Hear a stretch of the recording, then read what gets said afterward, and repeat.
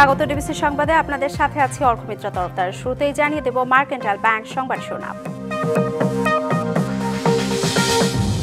ঈদ উদযাপনের জন্য প্রস্তুত দেশ। আজ চাঁদ দেখা গেলে কাল উৎসবে মাতবে সবাই। আজও পথে পথে ঘরমুখী মানুষের ভিড়।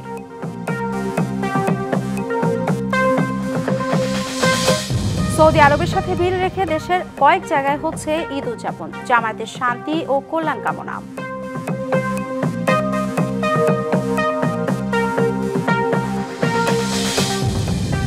ষোলো বছর পর নিজ এলাকায় সংখ্যাহীন ঈদ উদযাপন করবেন বিএনপি নেতা কর্মীরা। সংঘাত নয়, দৃঢ় ঐক্যে আগামীর বাংলাদেশ গড়ার প্রত্যয়।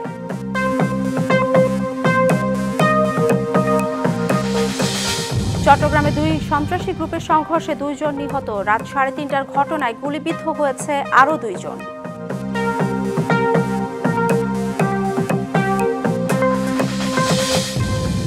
টানা 9 দিনের ঈদের ছুটিতে ব্যাংকগুলোতে নেওয়া হয়েছে বাড়তি নিরাপত্তা। নিয়মিত টহলের পাশাপাশি ভল্টের নিরাপত্তায় থাকবে বিশেষ নজরদারি।